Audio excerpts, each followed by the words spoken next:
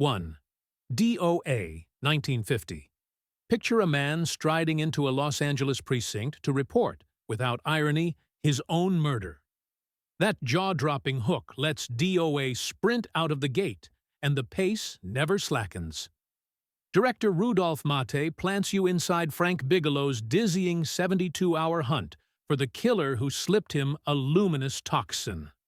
Edmund O'Brien sells every beat of panic and grim resolve, sweating through neon-slick streets and bureaucratic backrooms that reek of post-war nihilism. Mate gambled on extensive location shooting in San Francisco and L.A., giving the film a documentary snap that studio backlots could never fake. Keep an eye out for Neville Brand, whose sadistic henchman foreshadows the unhinged heavies of later noirs.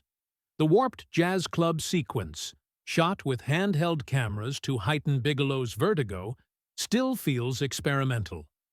Fun fact: the cyanide bright title treatment was created with a real Geiger counter clicking over the credits. Quick question: if you knew you had 48 hours to live, would you chase the truth like Bigelow or grab one last sunset? Drop your do-or-die plan in the comments. 2. Woman on the Run, 1950. Anne Sheridan flips the classic damsel in distress on its head, morphing from jaded spouse to hard-boiled sleuth in under 90 minutes. When her estranged husband witnesses a mob hit and bolts, she prowls fog-soaked San Francisco piers and Chinatown alleys trying to find him before both cops and killers do. Director Norman Foster shot guerrilla style on real waterfront locations, capturing mid-century cafes, streetcars, and that dazzling Playland at the Beach roller coaster finale. Sheridan's wisecracks land like freshly sharpened knives, but watch how the veneer slips to reveal bruised devotion. The restoration released in 2015 rescued its Night Bloom Noir palette, wet asphalt reflecting carnival lights like broken stained glass. Trivia nugget: the script's biting marital repartee was ghost-polished by the uncredited Ross Hunter, later the king of 60s melodrama. Which noir city gives you the bigger thrill? San Francisco's stair-stepped fog or Chicago's wind-whipped grit? Vote below. 3. Cry Danger, 1951. This trailer park potboiler lets Dick Powell bend his murder, my sweet persona, into roguish overdrive. Fresh out of San Quentin on a bum robbery rap, he heads for LA's Skid Row bars armed with sardonic one-liners. I just got sprung. Some guys bring back oranges. I bring grievances. Director Robert Parrish squeezes suspense out of bare-bones sets by parking the drama in cramped trailers and neon-bleeding dives. A visual reminder that noir tragedy doesn't need marble staircases. Screenwriter William Bowers delivers a barrage of quips that Powell, Richard Erdman, and William Conrad volley like veteran sluggers. Rhonda Fleming, the queen of Technicolor, proves you don't need color to smolder. Her shimmering silhouette against a busted street lamp is pure celluloid magnetism. Fun tidbit: Powell accidentally broke Erdman's nose during a stunt punch, but Parrish kept the take for extra realism. If you could only pack one survival item for a noir night in a trailer park, what would it be? Flask, switchblade, or alibi? 4. The Prowler, 1951. Written under a pseudonym by blacklisted Dalton Trumbo, the Prowler turns suburban safety into a carnivorous trap. Van Heflin's patrolman answers a caller's peeping Tom complaint, then decides to become her new Phantom himself. Director Joseph Losey weaponizes domestic spaces. Venetian blind shadows slice bedrooms, while empty milk bottles clink like doomsday clocks. Evelyn Keyes balances fragility with simmering hunger, and Heflin devolves from golden boy cop to Cain-level predator faster than you can say double indemnity. The film's final act, shot in an abandoned mining town near Lone Pine, feels like a dust-choked nightmare. High desert winds howling through half-built houses meant for a future that never came. Production gossip. Crew members swore the creepy mansion set was really filmed inside producer Sam Spiegel's own Hollywood Hills home, peeping mirrors included. Hypothetical. Does the Prowler prove authority figures are the scariest noir villains? Sound off. 5. His Kind of Woman, 1951. File this under Noir Gone Tropical. Howard Hughes meddled so relentlessly that director John Farrow's sleek thriller wound up spliced with Richard Fleischer's gonzo reshoots. Yet the chaos somehow clicks. Robert Mitchum drifts to a Baja resort to collect hush money from mobsters, only to tangle with Jane Russell, equal parts torch song chanteuse and verbal sparring champ. Vincent Price steals the show as a Shakespeare-quoting actor who sees their predicament as the ultimate live-action role. His swashbuckling climax, brandishing a hunting rifle like Hamlet's skull, belongs in the Camp Hall of Fame. Cinematographer Harry J. Wilde saturates the Mexican coastline in brooding shadows that clash deliciously with sunshine cocktails. Behind the scenes, Hughes insisted on extra close-ups of Russell, costing RKO another $750,000. But Mitchum quipped, "For Jane, worth every penny." Question: which actor today could match Price's flamboyant gallantry without winking too hard? 6. The Narrow Margin, 1952. 71 breakneck minutes, 1 rattling train, 0 wasted frames. Richard Fleischer's textbook in economical tension locks tough-as-rail spikes Charles McGraw in a claustrophobic sleeper car, tasked with escorting a mob informant from Chicago to L.A. screenwriter Earl Fenton, sprinkles red herrings through vestibules, washrooms, and dining cars until every passenger feels suspect.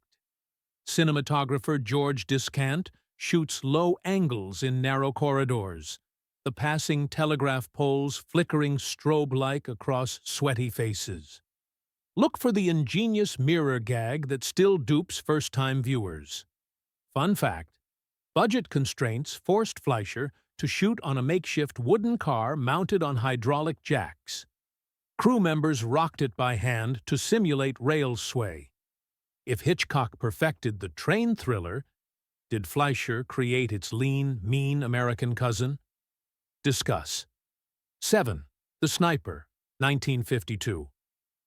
Before serial killer entered parlance, Edward Dmytryk delivered this chilling profile of a misogynistic marksman perched above San Francisco's cable car clang. Arthur Franz plays the laundry press operator whose smoldering self-loathing erupts into rifle fire. Dmytryk and producer Stanley Kramer lace the narrative with pseudo-documentary police procedural beats, but the real sting is psychological. POV rifle scope shots zero in on unsuspecting brunettes, predating Peeping Tom and Psycho. The production scored unprecedented rooftop access, capturing vertiginous angles over North Beach alleyways. Trivia: jazz legend Shelly Manne improvised the snare drum heartbeat, underscoring the final manhunt. Ethical quandary: does the film's early plea for psychiatric intervention make it oddly progressive, or merely an alibi for voyeurism? Your call in the comment crosshairs. 8. 99 River Street, 1953. John Payne shatters his wholesome holiday musical image, slugging through sleazy boxing gyms and rain-slick pavement as ex-fighter Ernie Driscoll. Director Phil Carlson's camera practically tastes blood and sweat, especially during the knockout back-alley brawl choreographed with real pro pugilists. When Ernie's adulterous wife ends up dead, he becomes the fall guy. Classic noir raw deal. Evelyn Keyes switches gears from ingenue to street-smart actress who stages an Oscar-worthy fake confession inside a dim cabaret just to test Ernie's mettle. Carlson's go-to cinematographer, Franz Planer, splashes neon reflections across puddles that look like cracked mirrors of the American dream. Little-known gem. The film's cab company set repurposed actual dispatch radios, so extras' background chatter is genuine NYC cab traffic. KO question. What's the greatest boxing scene in film history? And does 99 River Street sneak into your top 3?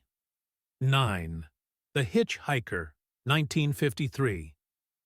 Ida Lupino weaponizes the open road. Inspired by real murderer Billy Cook, her lean thriller strands two fishing buddies, Edmund O'Brien and Frank Lovejoy, at gunpoint beneath blazing Baja suns. Cinematographer Nicholas Musaraka swaps shadowy alleys for harsh daylight, proving that noir terror doesn't need darkness. William Tallman's half-lidded deadpan and twitching pistol hand announce a new breed of psychopath. Chatty, arbitrary, monstrously bored. Lupino's refusal to sexualize violence, rare in 1950s exploitation, keeps tension laser-focused on survival. Trivia. Mexican locals played themselves, and Lupino insisted their names appear in the credits, a quiet act of inclusivity. Road trip poll. Which is scarier? Pitch-black night highways or endless desert straightaways? 10. Crime Wave, 1954. André de Toth's stripped-to-the-bone heist fallout begins with 3 cons on the lam and refuses to slow for sentiment. Shot almost entirely on real LA locations, Eagle Rock streets, Glendale gas stations, its verite grime rivals the naked city. Sterling Hayden's bulldog detective chews dialogue like cheap cigars, convinced parolee Gene Nelson will relapse. De Toth had Hayden rehearse by shadowing actual LAPD stakeouts. The resulting authenticity drips off every scene. A mid-film surgery performed in a dingy apartment under naked light bulbs ranks among noir's most nerve-shredding sequences. Hidden gem. Look fast for young Charles Bronson, leaning against a police desk, already radiating granite menace. Debate starter. Can a film be pure noir without a femme fatale? 11. Riot in Cell Block. 11. 1954. Producer Walter Wanger's post-incarceration crusade meets Don Siegel's kinetic staging inside Folsom Prison. Yes, the real one. Inmates led by Neville Brand seize a block to demand humane conditions, turning soapbox rhetoric into pipe-wrench suspense. Siegel populates the yard with actual convicts as extras, capturing an electricity no backlot could fake. D.P. Russell Harlan's handheld shots whip through barred corridors, foreshadowing the Great Escape. The film's moral axis refuses easy answers. Guards are brutal, yet vulnerable. Prisoners articulate reform, yet court chaos. Historical side note, Wanger screened the picture for Congress, sparking debate on overcrowding. Which prison film best balances thrills with social critique? This, brute force, or something newer? Cast your verdict. 12. Pushover, 1954. Fred McMurray slips back into shadow territory, this time as Detective Paul Sherman, seduced by Kim Novak's mink-wrapped siren on her first outing. Director Richard Quine floods suburbia with suspicious silences, stakeout blinds, humming refrigerators, until even doorbells sound fatal. Sam Levitt's cinematography pirouettes between cozy apartments and yawning parking garage stairwells, creating an everyday maze where trust collapses. Novak, only 21, radiates aloof magnetism. Notice how Quine often frames her through Venetian blinds, predicting Vertigo's obsession 2 years later. Production tidbit. Columbia execs nearly recast Novak After dailies showed her blinking slowly, Quine argued it was character allure, and history proved him right. Interactive tease. Name another debut performance that instantly carved an icon. 13.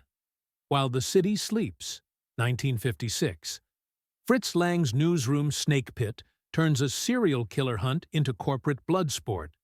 Vincent Price's pampered air pits division heads, Dana Andrews, Ida Lupino, George Sanders, against each other for the top editor slot, framing success as a cynical ratings chase. Lang cross-cuts the lipstick killer's prowl with office politics, implying both feed-off fear. The multi-phone call montage, choreographed like a jazz riff, might be the fastest piece of dialogue editing pre-Sorkin. Behind the scenes, Lang reportedly shouted, "Copy, copy," between takes to speed actors' rhythms. Question of ethics. Do true crime media frenzies help capture killers or manufacture them? Your newsroom hot take below. 14. Murder by Contract, 1958. Minimalism meets existential dread. Irving Lerner's low-budget wonder follows Vince Edwards's hitman Claude, who trains like an Olympian and philosophizes like Camus. Shot on stolen L.A. locations with a skeletal crew, the film turns empty tract houses and sparsely furnished apartments into Zen death chambers. Perry Botkin's jazz guitar score, just 3 instruments, plucks nerves raw, influencing scores from Taxi Driver to Drive. Lerner's long takes and off-center framing feel almost French New Wave, 2 years before Godard's Breathless. Trivia. Scorsese screened this for De Niro as homework for Travis Bickle's Regimen. Brain teaser. Is Claude the first gig economy antihero? 15. The Crimson Kimono, 1959. Sam Fuller detonates genre boundaries with a love triangle wrapped in a police procedural, daring 1950s America to accept an Asian-American romantic lead. Detectives James Shigeta and Glenn Corbett hunt a killer through Little Tokyo carnivals, strip club backstage chaos, and smoky jazz dens, all pulsing with Fuller's handheld urgency. Cinematographer Sam Levitt bathes festival lanterns in crimson hues, hence the title, against monochrome L.A. streets. The interracial romance ignited controversy, but Fuller stood firm, insisting audiences wanted honesty, not comfort. Production gem. Fuller choreographed the finale's parade chase with real Nisei Week crowds. No extras, capturing raw cultural vibrancy. Final cue. Does the Crimson Kimono mark noir's last gasp, or the birth of a more inclusive crime cinema? Light up the comments with your verdict, and your own underrated 50s pick waiting in the shadows.